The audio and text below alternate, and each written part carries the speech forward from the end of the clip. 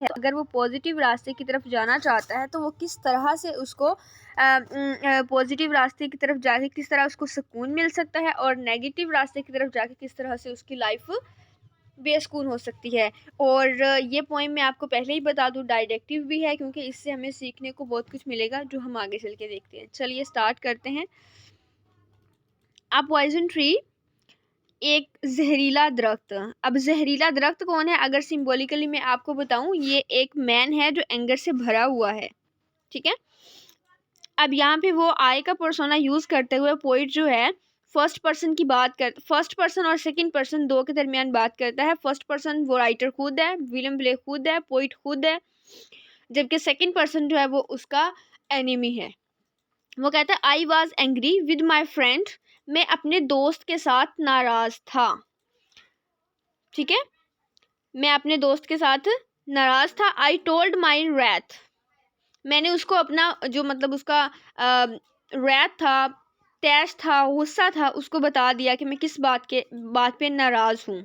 My wrath did and, और वहीं पे मेरा गुस्सा जो है वो ख़त्म हो गया। उसका तैश, रैथ कहते हैं शदीद गुस्से में भरा हुआ इंसान जो होता है ना, उसको कहते हैं रैथ। जो अपने आगे कुछ भी नहीं देखता। वो कहता मैं अपना जो गुस्सा था, तैश भरा हुआ था, वो मैंने उसको बता दिया जिसके साथ मैं नाराज था, माई फ्रेंड, ठीक है। I was angry with my foe, अब जब वो अपने दोस्त के साथ नाराज था, उसने उसको अपना गुस्सा बताया तो उसका गुस्सा खत्म हो गया, ठीक है, हर चीज़ पुरसुकून हो गई। लेकिन यही बात जब वो कहता है, जब मैं अपने दुश्मन के साथ, फो कहते हैं एनिमी को, जब मैं अपने दुश्मन के साथ नाराज हुआ फिर मैंने क्या किया, आई टोल्ड इट नॉट, मैंने उसको नहीं बताया कि मेरे अंदर क्या है या मेरे किस बात पे गुस्सा है। माई रैथ डिड ग्रो, और मेरा गुस्सा, मेरा तैश बढ़ता गया और बढ़ता ही गया। अब आगे जाके देखते हैं नेक्स्ट स्टांजा में कि जो है वो क्या कहना चाहता है, मतलब उसका ये जो गुस्सा बढ़ा है उसने क्या किया, रैक कितनी उसने तबाही की। The first stanza of the poem was originally meant to be an epigram. Epigram वो कहते हैं जब हम किसी को लिखते हैं, यानी कि कोई इंसान मर जाता है, पोइट्स मोस्टली जो पोइट्स होते थे ना वो लिखते थे एपिटफ्स, और जैसे हमने सरे एंड वाइट में पढ़ा, वो एपिटफ्स लिखते थे एक दूसरे को एड्रेस करके, उनकी जो उनकी यादगार के लिए, ठीक है, उनको ट्रिब्यूट करने के लिए। एपिग्राम उसको कहते हैं जिसमें किसी के बारे में लिखा जाता है और जिसके बारे में आप उसकी पर्सनैलिटी को डिस्कस करते हैं, ओवरऑल पर्सनैलिटी को इस तरह से अपना और उसका बिहेवियर कंपेयर करके, यानी कि कोई इंसान मर जाता है, उसकी याद में जो पोइम उसके साथ अटैच करके लिखी जाती है उसको एपिग्राम कहते हैं। This The first stanza of the poem was originally meant to be an epigram, which Blake expanded by the introduction of the fable of the poisoned apple, slaying the friend into the present poem। यहाँ पे वो देखो, यहाँ पे एक और बात समझनी है कि अगर इसका बैकग्राउंड थोड़ा सा मैं आपको बताऊं कि यहाँ पे जो इसका इंट्रोडक्शन है ना, ये कितना उसने सॉफ्ट सा दिया हुआ है, यानी कि इसके अंदर कोई अलूजन नहीं है एज सच। अगर हम देखते हैं ना तो बिल्कुल सीधा सा है, कोई भी इंसान पढ़ के इसको समझ जाएगा। लेकिन ये किसका इंट्रोडक्शन दिया है? आपने पॉइजन एप्पल पढ़ा होगा, वो क्या नाम है, थर्ड ईयर की इंग्लिश में, सॉलिटरी रैपर में। और फिर वो एक स्नेक वाली भी जो पोइम है उसके अंदर भी आपने देखा होगा कि पॉइजन ट्री जो होता है, ये पॉइजन ट्री पोइम इससे थोड़ी हट के इसी नाम से, एक पॉइजन ट्री के नाम से नहीं, पॉइजन एप्पल के नाम से थर्ड ईयर के सिलेबस में एक पोइम है, आपने पढ़ी होगी, आपको याद तो होगा कि उसके अंदर वो पॉइजन स्लेपन जो एप्पल जो है वो एक फेबल है। फेबल कहते हैं लोक कहानी को, जो कहानी होती है ना बनी हुई पहले की, उसको कहते हैं फेबल। वो उस फेबल को यहाँ पे as a metaphor, as a symbol use करता है, किसके लिए? अपने एंगर के लिए, ठीक है। अब जो उसका सिर्फ एंगर के लिए नहीं, यहाँ पे पॉइंट लिखने, ग्रोइंग एंगर के लिए, जो कि बढ़ता जा रहा है। एक पौधा हम ज़मीन पे लगाते हैं ना तो वो रुकता नहीं है, फिर वो बढ़ता तब तक नहीं रुकता जब तक हम उसको काट नहीं देते, ठीक है। वो अगर उसकी हम, अच्छा, वो बढ़ता भी नहीं है, वो बढ़ता भी नहीं है, वो फल भी नहीं देगा जब तक हम उसकी देखभाल नहीं करेंगे। अगर पौधा लगाते हैं उसकी देखभाल करते हैं तो वो बड़ा होता चला जाएगा, वो फल भी देगा और एक बार उसका फल होता जाएगा, नेक्स्ट ईयर फिर देगा। लेकिन अगर हम कोई पौधा लगाते हैं, उसकी देखभाल नहीं करते, तो वो वहीं पे स्टक हो जाएगा, वो आपको फल भी नहीं देगा, वो आगे बढ़ेगा भी नहीं। या अगर कोई पौधा हम लगाते हैं और हम थोड़ा सा बड़ा होने पे उसको काट देते हैं, तो उसका काम ही ख़त्म। ना तो हमें उसकी देखभाल करना पड़ती है, ना फिर हम उसको देख के जो है अपना दिल जलाते हैं कि जी ये बड़ा नहीं हो रहा, ये कुछ नहीं, जब हमने उसको खुद ही अपने हाथों से काट दिया। ये 3 चीज़ें इस स्टांजा के अंदर डिस्कस हुई हुई हैं, वो इस पोइम के अंदर बेसिकली वो आपको बताएगा। और इसने यहाँ पे फेबल यूज़ किया है, ये पॉइंट आप लिख लें। फेबल उसने यूज़ किया पॉइजनड एप्पल का, जिसके अंदर वो अपने फ्रेंड की बात कर रहा है और अपने एनिमी की बात कर रहा है। अब फ्रेंड और फो, ये दोनों चीज़ें कंट्रास्टिंग इमेजेस हैं, ठीक है, ये भी लिख लें। कंट्रास्ट भी वो यूज़ करता है, फ्रेंड की बात करता है और फो की बात करता है, ठीक है। अब नेक्स्ट स्टांजा में देखते हैं वो क्या कहता है। अच्छा, एक बार मैं आपको बता दूं, द ओरिजिनल, ये जो पोइम का टाइटल है ना, the original title of the poem was Christian forbearance. इसका ओरिजिनल टाइटल, यानी कि विलियम ब्लेक ने जब ये पोइम लिखी ना, तो इसको पब्लिश करवाने से पहले जब उसने अपनी पेजेस के ऊपर, नोटबुक्स के ऊपर ये पोइम लिखी, तब उसने इसका नाम रखा था Christian forbearance. This title indicates that it is a poem directed against self restraint. Christian forbearance का मतलब आपने देखा ना, क्रिश्चियन फॉरबियरेंस इस चीज़ को कहते हैं जब इंसान अपने ऊपर कोई पाबंदी लगाता है ना, अपनी अगर मैं सिंपल वर्ड्स में कहूँ तो जो इंसान का नफ्स है ना, उसको काबू करने को कहते हैं क्रिश्चियंस फॉरबियरेंस, सेल्फ रिस्ट्रेंट। तो उसने किसके खिलाफ ये लिखी? वो अपने सेल्फ रिस्ट्रेंट के खिलाफ, कि इंसान को अपने ऊपर कितना काबू है, ठीक है। ये इस चीज़ को भी हाईलाइट करती है। और आगे चल के हम देखेंगे कि देखो ये उसका काबू ही है ना, जब उसने उसके अपने फ्रेंड को, जब उसने अपने फ्रेंड के साथ नाराज़ हुआ, बता दिया, ठीक है, उसने अपने जो सेल्फ रिस्ट्रेंट थी उसने उसको कंट्रोल कर लिया। लेकिन जब वो अपने दुश्मन के साथ, अपने फो के साथ, एनिमी के साथ वो एंग्री हुआ, तो फिर वो अपना पेशेंस लूज़ कर गया। यानी कि उसने यहाँ पे ऊपर वाली लाइन में उसने अपने पेशेंट को लॉस कर दिया, यहाँ पे उसने अपने पेशेंट को लॉस नहीं किया, बल्कि उसने स्ट्रिक्टली संभाला, लेकिन नेगेटिव वे में, ठीक है। और जो उसको आगे चल के उसके लिए और इसके एनिमी के लिए बहुत ज़्यादा डेंजरस होने वाला है। तो ये पोइम आपने लिख लेनी है, किसके अबाउट है? Indicates that it is a poem directed against self restraint, ठीक है। Blake believes that it is wrong to thwart natural impulses because restraint produces the apple of hate. अब इसमें ये भी बताता है, जो विलियम ब्लेक है ना, वो इस चीज़ के ऊपर ज़्यादा एम्फोसिस करता है कि इंसान को अपने एहसासात, अपने जज्बात, नाराज़गियाँ, जो भी नेचुरल इम्पल्सिस है ना, हेट हो गई, लव हो गई, एंगर हो गया, जितनी भी ये नेचुरल इम्पल्सिस हैं इंसान की, इनको छुपाना नहीं चाहिए, इनको रेस्ट्रेंट नहीं करना चाहिए। क्योंकि ये चीज़ जो होती है ना, जब हम किसी को कोई बात कहना चाहते हैं, किसी के खिलाफ बुरा सोचते हैं, हम उसको कहते नहीं, ऊपर से हम उसको मीठा बन के मिल रहे होते हैं, उसको लग रहा होता है कि ये बहुत अच्छा है, लेकिन अंदर से जब हम मुनाफिकत करते हैं तो फिर क्या होता है, फिर कम से कम ये कोई मतलब कोई भाईचारा तो नहीं है ना, कोई बात तो नहीं है ना करने वाली। तो फिर ये क्या करता है, ये फिर एप्पल ऑफ हेट प्रोड्यूस करता है। अब एप्पल ऑफ हेट किस तरह से प्रोड्यूस करता है? एप्पल और हेट दोनों डिफरेंट वर्ड। एप्पल तो मीठा होता है ना, वो तो ताकत बख्शता है, जबकि हेट ताकत नहीं देती आपको, हेट इंसान को अंदर से मार देती है। तो ये दो कंट्रास्टिंग इमेजेस, दो अपोजिट इमेजेस, ऑक्सीमोरोन उसने यूज़ किया टू हाईलाइट करने के लिए कि इंसान को जो नेचुरल इम्पल्सेस हैं, इंसान की नेचुरल इंस्टिंक्ट है, उसको रिप्रेस नहीं करना चाहिए, उसको रेस्ट्रेट नहीं करना चाहिए, क्योंकि इसकी जो रेस्ट्रेशन है, इसकी जो रुकावट है अपने अंदर पाल लेना, ये इंसान को इंसान को उसके एंड की तरफ ले जाता है, ठीक है। बाज़ औक़ात वो जीत के भी हार जाता है और उसको सेटिस्फेक्शन नहीं मिलती, और यही इसके साथ होने वाला है फाइनली। और ये जो एप्पल ऑफ हेट होता है, ये क्या करता है? Finally destroys all friendship and builds up a tension in the mind. जब ये एप्पल ऑफ हेट पैदा हो जाता है, तो फिर हम अपने रिश्तों से, अपने फ्रेंड्स से, अपने सर्कल से, अपनी कम्युनिटी से दूर होने लगते हैं। और फिर क्या होता है, इंसान जब अकेला हो जाता है तो फिर टेंशन ही रह जाती है ना उसको। तो ये चीज़ इसके अंदर, ये डिटेक्टिव पोएम है, उसके अंदर बताता है कि इस फर्स्ट वाला जो है ना, इसका क्रिटिकल कमेंट में ये लिखेंगे कि ये हमें ये डायरेक्ट करता है कि नेचुरल इम्पल्सिस को रेस्ट्रेन नहीं करना चाहिए, ठीक है। अब चलते हैं नेक्स्ट स्टांजा की तरफ। नेक्स्ट स्टांजा के अंदर वो कहता है, and I watered it in इन फियर्स, मैंने उसको पानी दिया फियर्स का, वीकनेस का, और मतलब फियर्स किस तरह से कि वो यानी कि अब जब अपने दोस्त के साथ नाराज़ हुआ तो जब हमारे कोई दुश्मन होता है तो हमें उनकी तरफ से खौफ ही होता है ना, सुबह शाम, लाइक कुछ तो है जो कुछ बुरा होने वाला है, या हमें वो ये नुकसान ना पहुंचा दे, ये ना पहुंचा दे, ये वो इस चीज़ का फियर जो है ना, वो जब जब हम किसी चीज़ से खौफ रखते हैं कि फलां हमें ये कर देगा, जाहिर है हम उसके बारे में अच्छा तो नहीं ना सोच रहे होते। तो इसी तरह उसके साथ हुआ। उसका जो एंगर जो था उसने उसको ख़त्म नहीं किया, वो ग्रो करता गया, वो उसको वाटर्ड करता गया फियर्स का, क्योंकि फियर्स जो थे वो उसके नेगेटिव थे, तो वो ज़्यादा उसको जो है ना डिस्ट्रक्टिव वे में लेके जा रहे थे। फिर वो कहता है night and morning with my tears, फिर वो रोता भी रहा, वो जो रोने का गुबार, हर चीज़ जो थी ना वो दुश्मन के ही खाते में जा रही थी, जो उसकी तकलीफ़ थी, अजियत थी।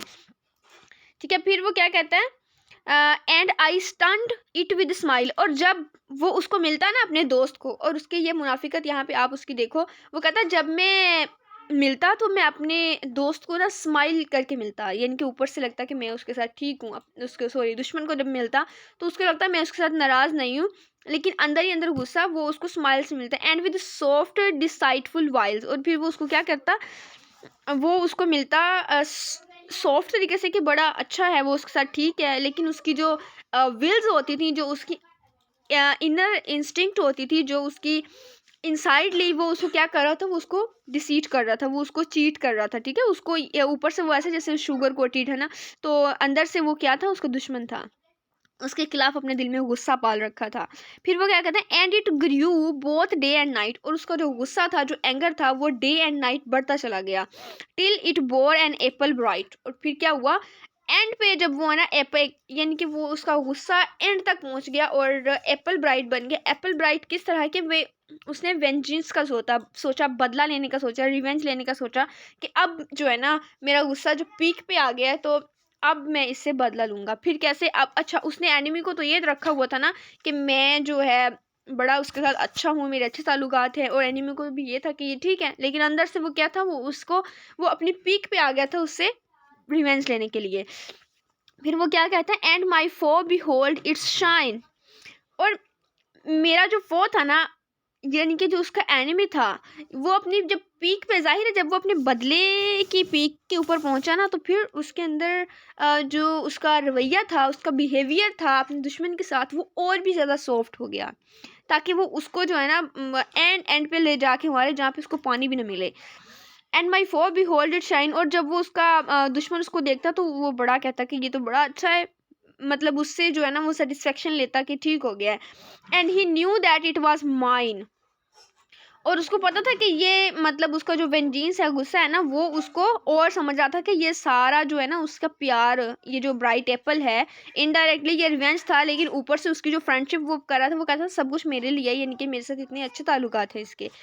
लास्ट आंसर की तरफ बढ़ते हैं, वो कहता है and into my garden stole. अब गार्डन कौन सा, गार्डन हर्ट को हर्ट है किसका, उसका जिसके दिल में गुस्सा था, गुस्सा भरा हुआ था। अब वो क्या कहता है, एक दिन जो है ना वो मेरे बाग में आ गया चोरी करने, क्या हर्ट के अंदर आ गया, उसने उसको समझ लिया ना कि ये मेरा अच्छा फ्रेंड है, तो मेरे ऊपर हर चीज़ वो करता है। फिर वो क्या कहता है, फिर वो उसके मतलब उससे दिल तक पहुंच गया, चोरी करने क्या, अब उसको वो कहता है कि वो सेब चोरी करने आया था, लेकिन बेसिकली जब उसने देखा उसको, तो उसका वो गुस्सा था जिसने उसको मार दिया। When the night had veiled the pole, जब नाइट जो है ना वो कहता किस वक्त आया, जब अंधेरा फैल चुका था, चारों ज़मीन के चारों कोनों के अंदर जो है ना जो अंधेरा था वो सारा फैल चुका था, कहीं भी कोई चीज़ नज़र नहीं आ रही थी। In the morning glad I see, अब फिर वो क्या हुआ, ये इन दोनों फिक्रों के अंदर वो क्या कहता है कि वो जो मेरा एनिमी था, वो था, वो उस एप्पल को जो कि पॉइजन ट्री जो था, पॉइजन ट्री के ऊपर लगा वो उसका ब्राइट एप्पल था, वो उसको तोड़ने आया। बेसिकली मैंने आपको बताया वो फ्रेंडशिप का एक उसने जो ऊपरी खोल बनाया हुआ था, वो उसके झांसे में आके उस तक आ गया। और फिर क्या हुआ, नाइट में उसने उसको जो है ना वो जब घुसा तो उसकी जो गुस्सा रेत हर चीज़ थी ना उसने उसके ऊपर अपनी निकाल दी। In the morning glad I see, फिर वो कहता है रात गुजर गई, सुबह को मैं देखा तो बड़ा खुश हुआ। My foe outstretched beneath the tree, कि मेरा दुश्मन जो था वो आउट स्ट्रेच्ड पड़ा था, मरा हुआ पड़ा था डेड था उसी दरख्त के नीचे, यानी कि वो मेरे गुस्से और उन चीज़ों की वजह से मर गया। क्योंकि जब एक इंसान को धोखा मिलता है ना तो फिर कुछ होते हैं बर्दाश्त कर जाते हैं, कुछ नहीं। यहाँ पे वो रियलिटी को डिपिक्ट कर रहा है कि इंसान अगर वैसे सांसें चलती भी रहे तो अंदर से वो मर जाता है जब उसका भरोसा टूटता है। ठीक है, तो इसमें हमें ये सबक मिला कि अगर आपको किसी से कोई प्रॉब्लम है तो उसको शेयर कर लेना चाहिए, ना कि अपने दिल में रखनी चाहिए। फिर हम और भी देखते हैं in this poem the poet gives us this idea that how much the anger can be dangerous for others if it is not ended as far as oneself। यहाँ पे अब ये बात आप ये पॉइंट ना लिख लें कि in this poem the poet gives us the idea that how much the anger can be dangerous for others, कि अगर हमारा गुस्सा वक्त पे ख़त्म ना हुआ तो फिर क्या कितना ये ख़तरनाक हो सकता है दूसरों के लिए, और अगर ये ख़त्म हो जाए तो फिर ये हमारे लिए पीक पे जाके, इसलिए हमें स्टार्ट में इसको ख़त्म कर देना चाहिए। In this poem the poet gives us idea that how much the anger can be dangerous for others if it is not ended as far as oneself। ये दूसरों के लिए नहीं, अपने लिए भी ख़तरनाक हो सकता है।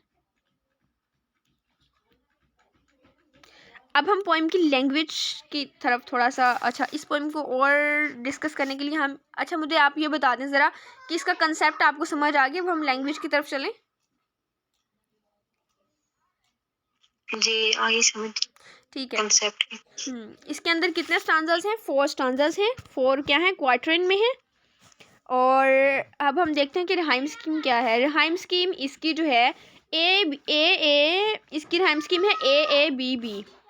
देखो फ्रेंड और एंड, वेट यहाँ पे देखो वो कह रहा है फ्रेंड और end, A foe grow, B B, A B B इसकी रिहाइम स्कीम है। Poet also makes use of end rhyme to make is full of artistic style. अब उसने एंड रिहाइम भी की है, और यहाँ पे देखो उसने हर जो कुछ जगह पे उसने एंड स्टॉप लाइंस कर दिया और कुछ जगह पे उसने रन ऑन लाइंस रखी हैं। किस लिए? उसने एक आर्टिस्टिक स्टाइल क्रिएट करने के लिए, ताकि हर लिहाज से उसकी पोइम परफेक्ट हो। ईच स्टांजा, हर stanza is based on end rhyme couplets. ठीक है, जब हम दोनों की रिहाइम स्कीम्स मिल रही होती हैं ना तो फिर उसको कपलेट बोलते हैं। ठीक है, तो हर स्टांजा के अंदर 2 कपलेट है, 4 लाइन है, तो इसका मतलब क्वार्टरन है। हर लाइन देखो वो एक स्टांजा की बात ना दूसरे स्टांजा में नहीं लेके जा रहा। ठीक है, अभी गौर से देखो ग्रो है तो यहाँ पे ख़त्म होके आगे नेक्स्ट स्टांजा में वो अगली बात करता है। ठीक है, अब वाइल्स पे फुल स्टॉप है, इसने ख़त्म कर दी बात। ऊपर वाली लाइनें उसने एक पूरे स्टांजा में अपनी बात ख़त्म कर दी। ठीक है, अब नेक्स्ट लाइन उसने स्टार्ट की है माइन पे आके, यहाँ पे आके उसने ये देखो यहाँ पे माइन के आगे कोमा है तो उसने जो है ना वो लाइन स्टॉप नहीं की, अपना स्टांजा स्टॉप नहीं किया। नेक्स्ट ये एंड वाले जो 2 स्टांजाज हैं वो उसने इकट्ठे किए हैं, और इसका एंड स्टॉप लाइन कौन सी है? लास्ट वाली। आप यहाँ पे आके ख़त्म कर रहा है, तो ये उसने एक जैसी नहीं रखी, इसके अंदर वैरायटी दे दी है ताकि जो है ना आर्टिस्टिक बन जाए। ठीक है, और अगर इस पोइम के मीटर की बात करें हम, ये ट्रॉकी एक टेट्रामीटर में लिखी गई है। किस तरह से ये हम देखते हैं। अब ये देखो आई was angry with my friend, इसके अंदर कितने लफ्ज़ हैं? 2 4 6 लफ्ज़ हैं। अब हम देखते हैं कि कितने इसके मीटर बनते हैं। आई वॉज 1, एंग्री 2, और ये 3 मीटर हो गए। विद 4, माई 5 और फ्रेंड 6। ठीक है, 6 सिलेबल के 3 मीटर बनेंगे। 3 मीटर को हम कहते हैं ट्रॉकी। जैसे अयाम में 5 मीटर होते हैं तो उसको अयाम्बिक कहते हैं ना, तो ये ट्रॉकी। ठीक है, ये ट्रॉकी हमारा मीटर होगा, ट्रॉकी टेट्रामीटर। अच्छा उसके बाद उसने ट्रॉकी क्यों यूज़ किया है? अच्छा मैं एक बात आपको और बता दूं, मुझे पहले आप ये बताएं कि अयाम तो हम कहते हैं 5 लाइंस का होगा, ट्रॉकी हम कहते हैं अगर उसके अंदर 3 सिलेबस हैं, लेकिन हम उसको टेट्रामीटर क्यों बोलते हैं? जैसे हम पेंटामीटर बोलते हैं, अयाम्बिक पेंटामीटर, तो हम इसको टेट्रामीटर क्यों बोलते हैं?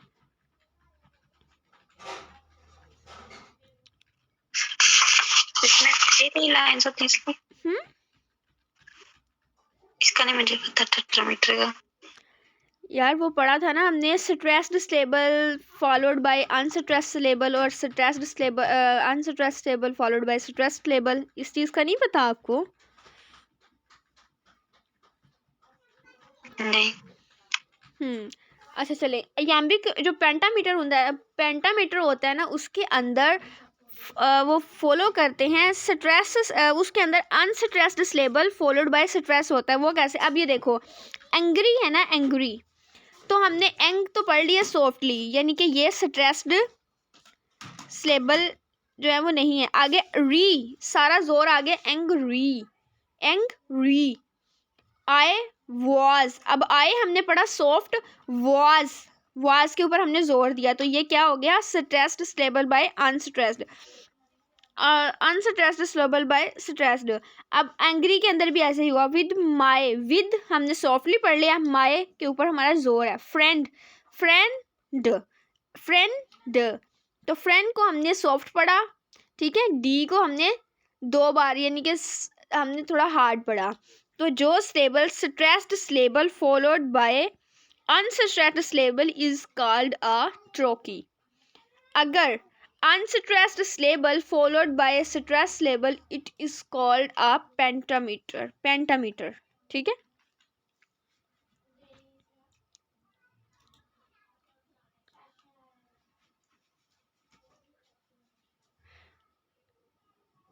ठीक है जी। और क्या चीज़ है जो इस पोइम के अंदर डिस्कस होने वाली है? इसके अंदर उसने नेचुरल इमेजरी यूज़ की है, जो कि पॉइजन की है, ट्री की है, एंगर नेचुरल है, ठीक है, ये नेचुरल इम्पल्स है। और गार्डनिंग की उसने यूज़ किया, जैसे उसने ग्रोइंग की बात की है, ये पेस्टोरल इमेजरी में आ जाता है। फियर्स, ये सब नेचुरल। और आप एक और पॉइंट इसमें लिख लें, इस पोइम की जो इमेजरी है ना, वो एम्बिविलियंट इमेजरी है। जब आप एम्बिविलेंट इमेजरी की आप हेडिंग देंगे ना, तो थीम आप ये लिखेंगे, इसकी जो इमेजरी है उसने एम्बिविलेंट, उसके अंदर ही इसकी सारी स्माइल्स, टीयर्स, फियर्स, और ये जितनी भी उसकी एंगर, सॉफ्ट, डिसाइडफुल, ये सारी चीज़ें इसके अंदर आ जाएंगी, डेथ एटसेट्रा, ठीक है। आगे समझ इस पोइम की। अब नेक्स्ट पोइम की तरफ चले।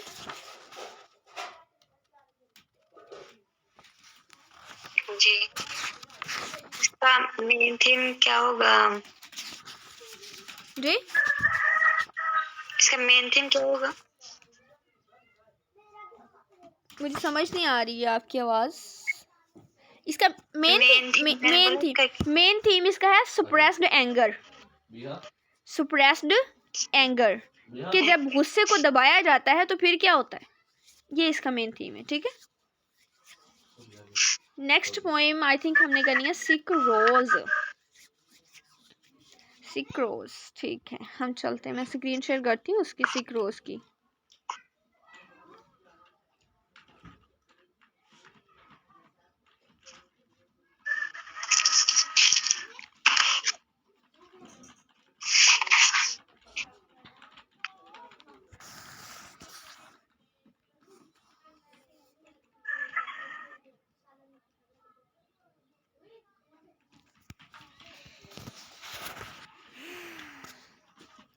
चलें जी, देखते हैं अब सिक्रोज के अंदर क्या है। The sucrose by William Blake is a 2 stanza poem. Screen नजर आ रही है आपको? जी आ रही। The Sick-Rose by William Blake is a 2-stanza poem that is separated into 2 sets of 4 lines or quatrains. इस बात की समझ आएगी ही होगी कि ये विलियम ब्लेक की 2 स्टांजा की पोइम है, जिसको उसने 2 सेट्स में डिवाइड कर दिया है। हर एक सेट में 4 लाइन्स हैं, और ये 4 लाइन्स क्या बनाती हैं? Quatrain. These quatrains follows a consistent rhyme scheme that conforms to the pattern of, ये जो rhyme scheme, इसकी जो पैटर्न जो है वो कंसिस्टेंट है, यानी कि एक जैसा है।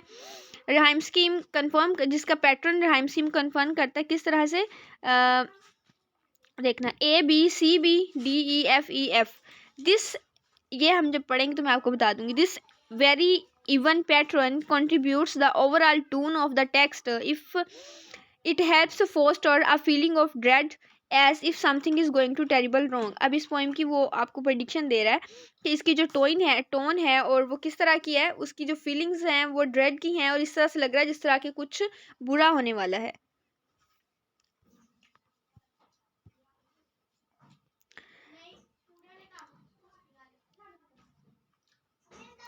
ये इसकी पोइम है द सिक रोज. ओह, वो कहता है ओह रोज दाउ आर्ट सिक, दाउ आर्ट सिक. वो कहता है कि द रोज इज सिक. ये जो रोज है वो सिक है. वो यहाँ पे आर्ट क्यों कहता है? दाओ का मतलब है यू आर, और रोज दाओ यू, आर्ट उसने इसलिए यूज किया हुआ है आर. आर्ट को आर लफ्ज़ है. ये ब्रिटिश इंग्लिश का जो है ना वो ये आर्ट यूज़ किया वो उसने. जैसे दाओ है ना, यू इसका मतलब है you are sick. Thou art you are sick, rose you are sick. वो कहता है रोज तुम सिक हो. अरे भाई रोज तो गुलाब का फूल, उसको तो हर बंदा पसंद करता है, वो किस तरह से सिक हो सकता है? उसकी तो खुशबू ही बड़ी प्यारी है. The invisible worm. अब वो कहता है because of the invisible worm, तुम्हारे अंदर कोई ऐसा कीड़ा है जो नज़र नहीं आता लेकिन वो अंदर ही अंदर तुम्हें ख़त्म कर रहा है. अब ये किसकी बात हो रही है? ये मैंस इंटरनल साइकोलॉजी की बात हो रही है, क्योंकि विलियम ब्लेक की पोइट्री सिंबॉलिक है और वो सिंबल्स के थ्रू मैन को प्रिडिक्ट करता है, सिचुएशन को और रियल लाइफ को डिपिक्ट करता है. अब दो और rose you are sick the invisible worm. क्यों सिक हो भाई? इनविजिबल वॉर्म की वजह से. और वो किसकी बात हो रही है? इन मैंस इंटरनल साइकोलॉजी की बात हो रही है कि इंसान जो है वो अंदर से थक चुका है, कोई चीज़ है ऐसी जो उसको ख़त्म कर रही है. अब वो नेक्स्ट देखते हैं कि वो क्या है.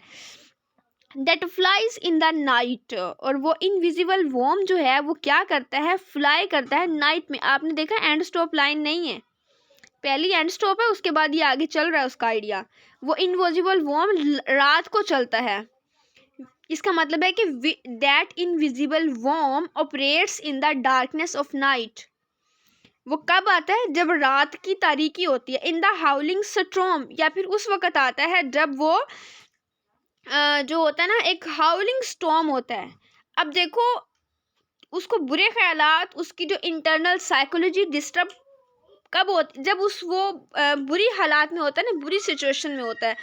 अक्सर इंसान जब किसी मुसीबत में होता है या जब किसी के ऊपर गुस्सा होता है या बुरे हालात में, वो गलत डिसीजन ले जाता है, यानी कि हम किसी के ज़िद में आके या किसी भी तरीके से वो गलत काम कर जाता है. तो जो उसकी इंटरनल इंस्टिंक्ट है, उसके अंदर जो इनविजिबल वॉर्म है, वो किस वक़्त आता था?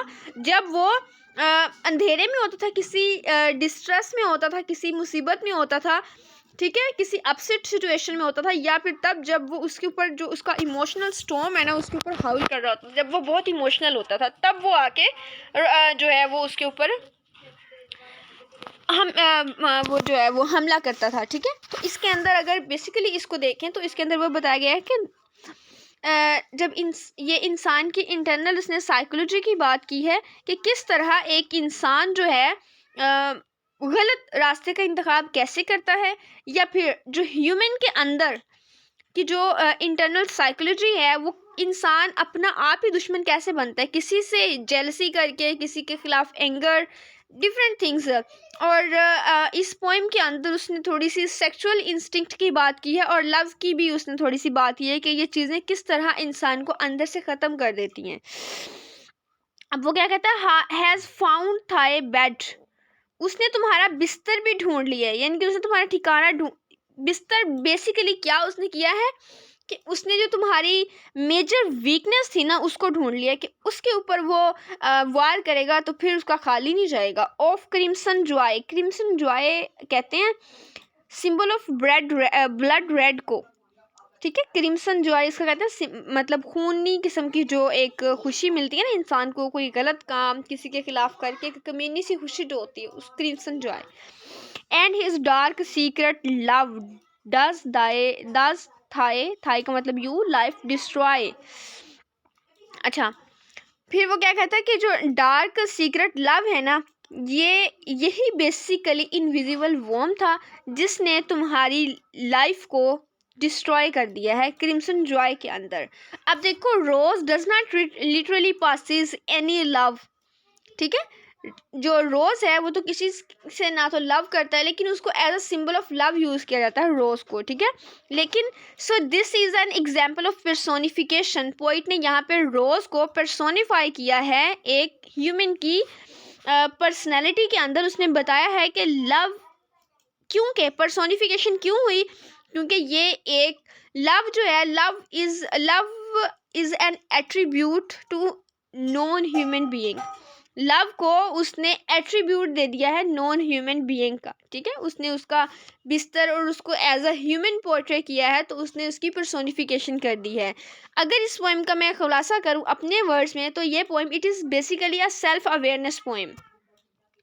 सेल्फ अवेयरनेस पोइम जो है, it if there are any sickness in your heart, अगर आपके दिल के अंदर कोई बीमारी है, आपकी नीयत में खोट है, your heart is beating but against your body. देखो, जब भी हम कोई गलत, वही बात आ गई ना इंटरनल साइकोलॉजिकल इंस्टिंक्ट की, अगर हम कोई गलत काम करते हैं, ऊपर से हम कर रहे होते हैं, लेकिन अंदर से हमारा जो हार्ट है वो हमारी बॉडी के अगेंस्ट बीट कर रहा होता है। हमें पता होता है कि हम ये काम गलत कर रहे हैं, हम जानबूझ के गलत करते हैं। हमारा ज़मीर जो है, हमें सेल्फ अवेयरनेस होती है कि भाई ये काम हम यहाँ पे गलत कर रहे हैं, लेकिन हम वही बात अपनी जो फॉरबियरेंस है उसको हम एक्सेप्ट ही नहीं करते। हम कहते हैं जो दुनिया के लिए जो कर रहे हैं ना, बस वो कर दें। हमारी बॉडी और हमारा जो हार्ट होता है वो एक दूसरे के अगेंस्ट बीट करते हैं, एक दूसरे के अगेंस्ट वर्क करते हैं।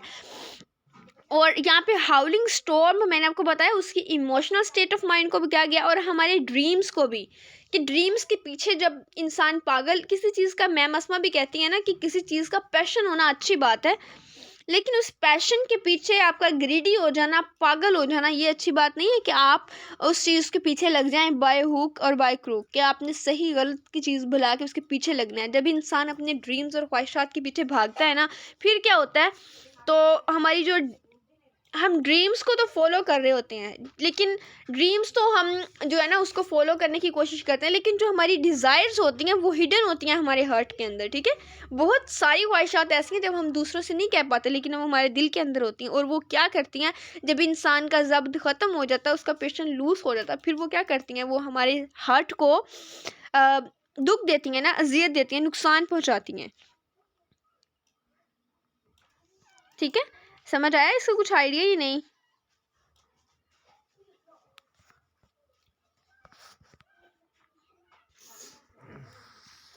जी आगे समझ इसकी।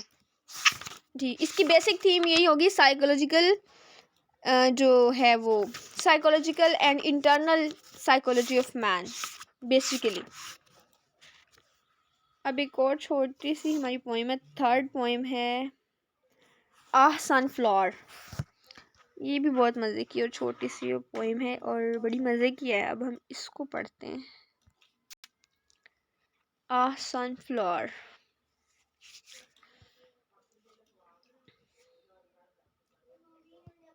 यही है आह सनफ्लावर। इसकी जो पोइम है, ये एक्सपीरियंस जो इसका, ये जितनी भी हम पोइम्स पढ़ रहे हैं ना, वो सारी एक्सपीरियंस की हैं, जो हमने पढ़नी थी ना, 2 पीछे पढ़ ली हैं। Divine image, the divine image और होली थर्सडे 1, वो इनोसेंस की 2 हमने पढ़ ली हैं। मे भी एक यरूशलेम की हम पढ़ें, मुझे कभी कंफर्म नहीं है, जब मैं उसको देखूंगी तो फिर आपको बताऊंगी कि वो कौन सी है, ठीक है। लेकिन बाकी जितनी भी पोइम्स हैं, ये सारी एक्सपीरियंस, उसका जो सॉन्ग ऑफ एक्सपीरियंस है ना, उससे ही ली गई हैं हमारे सिलेबस में, ठीक है। अब पढ़ते हैं आ सनफ्लावर। ये जो पोइम है ना, ये पोइम बेसिकली एक लाइफ की डिपिक्शन है, लाइफ की, इंसान की लाइफ की, जो जिस एरिया में वो रहता है उसकी। और ये भी आ सनफ्लावर भी जो है ना, ये जो पीछे हमने सिक रोज़ पढ़ी है ना, ये दोनों सिस्टर पोइम्स हैं, उनके उसके साथ मिलती है। इसके अंदर भी वही आइडियाज़ डिस्कस हुए हैं। एक इंसान जो है ना, वो अपने जर्नी से थक के ना, वो मतलब मौत की ख्वाहिश करने लग जाता है, यानी कि उसकी जो डिज़ायर्स होती हैं और यूथ की जो उसकी चीज़ें होती हैं ना, वो उसको सेटिस्फेक्शन नहीं देती, वो मज़ीद आगे बढ़ने की चाह में, यानी कि इंसान देखता नहीं है वो कितना मतलब आगे निकल गया गलत कामों में या चीज़ों में, लेकिन फिर भी वो जो है ना अपने मतलब वो कहता है कि मैं आसमान की बुलंदियों को छू लूँ, और यहाँ पे उसने निचोड़ दिखाया है कि क्या होता है। अब हम देखते हैं कि इस पोइम के अंदर क्या वो कहता है। आह सनफ्लावर वीरी ऑफ टाइम। आह, उसने कहा आह, तो आह का मतलब है कि देयर इज समथिंग, कि वो पोइट जो है थका हुआ है। आह हम तभी करते हैं जब हम थक जाते हैं, थका हुआ है या उसको कोई मसला है, कोई तकलीफ है, कोई दुख है, तो फिर वो कह रहा है ना आह सनफ्लावर। आह जो है ये पॉइंट टू बी नोटेड है। आह सनफ्लावर वीरी ऑफ टाइम, वो कहता है एक इंसान की लाइफ को उसने बताया है कि जो सनफ्लावर कहते हैं सूरजमुखी का फूल होता है, वो सन की तरफ जब सूरज आता है ना तो उसकी तरफ मुंह होता है, सन की तरफ उसका मुंह होता है, वो तभी निकलता है, खिल जाता है, ठीक है, वो ओपन तभी होता है। लेकिन जब रात होती है तो वो क्लोज कर लेता है अपना मुंह, क्योंकि सूरज नहीं होता तो उसका कोई काम नहीं होता, ठीक है। फिर वो क्या कहता है, वीरी ऑफ टाइम, मैं इस दुनिया से थक गया हूँ। टायर्ड वीरी, थक गया हूँ। Who counts the steps of the sun, वो कहता है वो इंसान थक गया है जो कि यूथ के अंदर इतनी भाग दौड़ में कर रहा था कि वो उसकी डिज़ायर थी कि वो जितना तेज़ सूरज चल रहा है ना सुबह से शाम 24 घंटे के अंदर अंदर वो सब कुछ पा ले। यानी कि वो कहता था जिस तरह ब्राइट सन है, जिस तरह सन की शान शौकत है, ये तो सन को तो उसने एज अ मेटाफर यूज़ किया, ये बेसिकली इंसान की ही उसने डिज़ायर्स को बताया है कि वो इंसान जो एक दुनिया में आया है तो सुबह से शाम तक वो अपनी आराम के लिए, सुकून के लिए, अपनी फैमिली के लिए, अपने लिए मटेरियलिस्टिक वर्ल्ड के अंदर वो इतना मगन है कि सुबह से शाम तक मेहनत कर रहा है। और एंड पे फिर उसका क्या, वो एंड उसने जो है ना उसकी पहली लाइन में उसने बता दिया है कि वो बहुत थक जाता है। फिर हर इंसान जब बूढ़ा हो जाता है तो फिर थक जाता है, फिर उसको सारी बातें याद आती हैं। फिर वो क्या कहता है, seeking after that sweet golden climb, वो कब थक गया, जब उसने पूरी ज़िंदगी गुजार दी है, अच्छे दिन भी देखे, बुरे भी देखे, दुनिया की हर चीज़ को देखा, और जब वो थक गया है, जब उसका जो सनफ्लावर जो है अब शाम हो गई है, सन वापस चला गया, सन सेट हो गया है, तो फिर क्या हुआ है, वो जो उसका मतलब सारे दिन की जो उसकी जद्दोजहद है, या अगर इसको मेटाफोरिकली देखा जाए तो एक इंसान की पूरी लाइफ की जो स्ट्रगल है वो एंड हो गई है। Where the traveller's journey is done, कहाँ पे, यानी कि एक इंसान जितनी भी भाग दौड़ कर ले, वो लाइफ के ups and downs, golden period, her cheese, sweet days, कुछ भी वो एंजॉय कर ले, उसकी डेस्टिनेशन क्या है बेसिकली आप मुझे बताएं। उसकी एक ट्रैवलर की डेस्टिनेशन क्या है, जो इस दुनिया में आया है, ट्रैवल कर रहा है, वो उसकी जर्नी की डेफिनेशन किस चीज़ पे एंड होती है। यस, डेथ में, डेथ पे। तो यहाँ पे उसने डेथ की ही थीम, उसकी बेसिकली थीम उसने डेथ की दी है कि एक इंसान दुनिया में कुछ भी कर ले ना,